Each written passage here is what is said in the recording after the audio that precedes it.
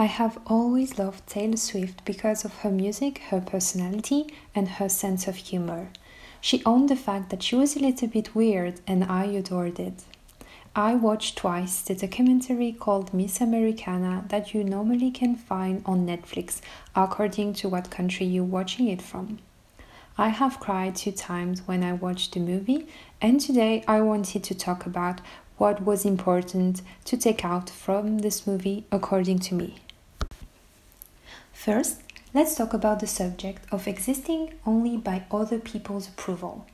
She explains that since she was a child, she felt that she existed and she had value only when people were praising her or telling her how talented or great she was.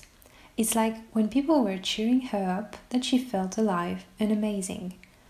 What also was interesting to analyze was the scene where we see her being called by her publicist, and the publicist announced her that her album Reputation was not nominated for the Grammys, and the only thing Taylor said was, okay, the album was not good enough, that's why it wasn't selected, and I'm gonna make a better album than this one. Sorry for the noise.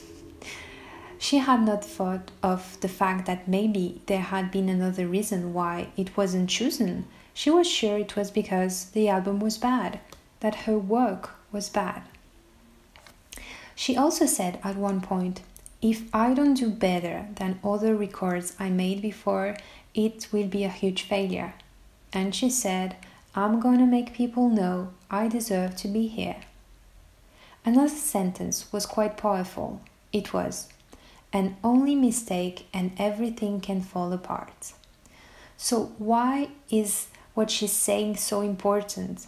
Well, I think that it's crucial to realize that our value is not based on other people's opinion. Some people will love us and some people will hate us. Some will think we are talented and some will say that we should never go out of our house again and never try anything because we really suck.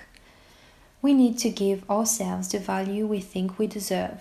We can accept criticism, of course, but only if it's constructive and makes us better. It's also often hard not to take things personally and think that everything is our fault, but actually, we're not gods. We're just humans doing our best, and that's all. The second subject I wanted to talk about is dealing with humiliation and hate. Often we are bullied as children by children, but sometimes, sadly, we are also bullied by adults, and it's kind of what happened to her. Kanye West tried since 2009 to make the artist feel uncomfortable, feeling that she did not belong to the music industry and that she basically did not deserve any success and that she was less than others. It took big proportions, and Kane's fan on Twitter created a hateful hashtag to insult the artist. I have never been bullied so bad in my life, and I can't imagine how it's like, despite the fact that it surely is very hard to take. It's unfair, and it's full of hate. I was imagining how such life experience must be when millions of people are bullying you and telling you awful things. I'm sure some people would lose faith, hope, and maybe even the desire to go on with their lives. I think it takes a lot of bravery to realize that some things can't be changed and other people can be controlled, and some things are pretty unfair. But what we learn here is that we are strong enough to define if that's worth the pain and the suffering, or if we should not better keep our heads high and go on with what really matters to us. It can be our passion, our mental health, our family or friends. And just for that, I think she shows a great example to other people. So that brings me to the third topic, which is being aware of what really matters. It's asking what should strike our attention in life. When she said, do you really care if the internet doesn't like you, if your mom is sick from chemo, was also very powerful. She just had no control over what happened with the bullying, but she had the control to decide that her mom's health and life was the most important thing, and that she just wanted to spend quality time with her because that's what was important to her. It's a good opportunity to ask ourselves also what is important to us and what isn't. Then I wanted to talk about the topic which I could call being a woman. So a few things I wanted to point out here. First, I love the scene where she explains the following. Be new to us, be young to us, but only in a way, and in a way we want. And reinvent yourself, but only in a way we will be equally comfortable, but also a challenge for you. Leave out a narrative that we found interesting enough to entertain us, but not so crazy that it makes us uncomfortable. So basically, she says that in order to survive in this industry and have success, you just need to act like an shiny, surprising, adorable object people would want, and that's really a sad thing because people don't seem to accept you for who you are, for who you really are. You need to constantly show another face of yourself that people would enjoy seeing.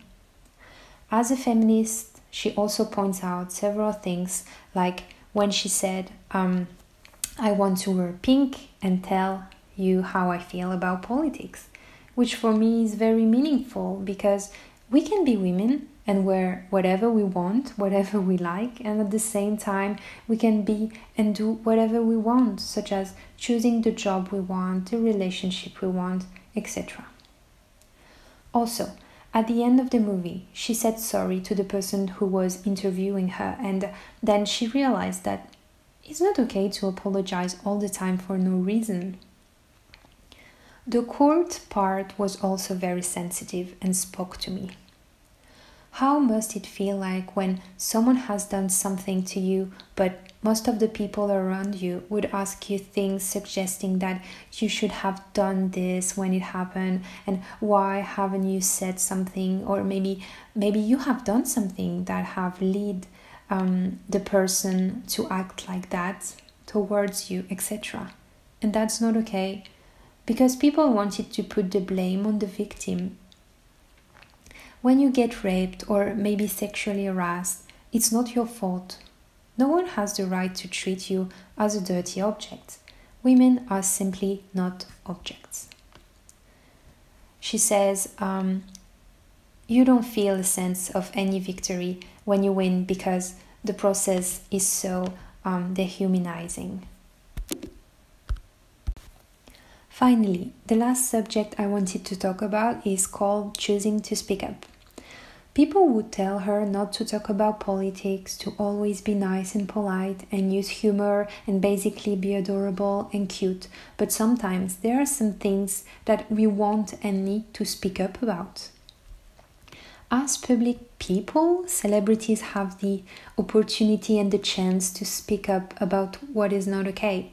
They have this power to use to send powerful messages that can make other people think. And so that's what she decided to do when she was 29. It's saying what she felt when something was not okay. And she knew that some people would agree with her and some people would not. But I think that if you want to change the world a bit, you really need to speak up your truth and your values. It's so important to say something when you see something unfair, when something is not right, whatever the cost might be, whatever people would like you or not anymore, because it's bigger than other people's appreciation or even your public image or money. Okay, so I wanted to conclude now. To conclude, I will just leave you with this sentence, the last sentence she wrote when she was 13, and that I found very strong and beautiful. So I hope you like this video, that you learned some things, and also I hope you enjoyed the documentary. See you soon. Bye bye.